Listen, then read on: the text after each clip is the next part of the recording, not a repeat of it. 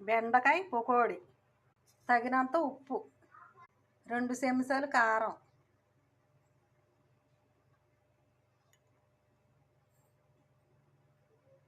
2 చెంచాలు cornflour,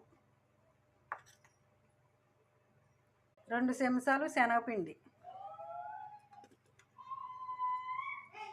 1 spoon పసుపు,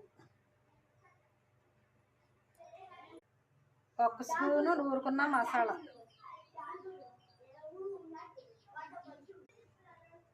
ఇది అల్లం పొడి. మీ సేవలోను బుక్ చేస్తాం. చాలా టేస్ట్గా ఉంటుంది కూరల్లో. అల్లం పొడి 1 అర చెంచా వేసుకోవాలి. ఇది ఎల్లుల్లిపాయ పొడి, ఇది అల్లం పొడి. ఇది కూడా మీ సేవలో బుక్ చేసుకున్నాం. కూరలో వేసుకుంటే చాలా టేస్ట్గా ఉంటుంది. ఇందాకటిది ఎల్లుల్లిపాయ పొడి, ఇది అల్లం పొడి. ఇది కూడా 1 అర స్పూన్ వేసుకోవాలి.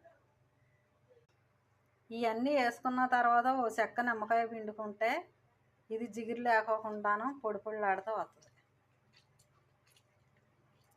అన్నీ వేసిన తర్వాత ఇలాగా అన్నీ కలిసేలాగా కలుపుకోవాలి. అన్నీ వేసేలా కలుపుకున్న తర్వాత కొద్దిగా వాటర్ యాడ్ చేయాలి. అన్నీ వేసిన తర్వాత ఇలా కలిపి పెట్టుకున్నదే మూగుట్లో వేసుకుని చక్కగా దారేపులాగా ఫ్రై చేసుకుంటాం.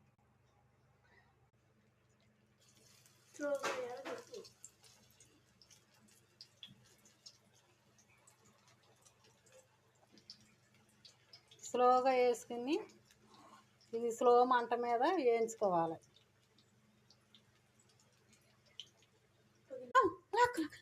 అది పిల్లి పిల్లి పిల్లి పిల్లి ఇది ఏగేలోపు లైక్ చేసి సబ్స్క్రైబ్ చేయండి.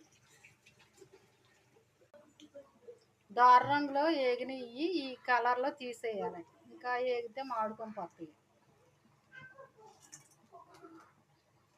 పకోడీ తీసేసుకున్న తర్వాత కరివేపాకు వేయించుకోవాలి. ఈరోజు మా వంటలో ముద్దపప్పు, రసం, బెండకాయ పకోడీ.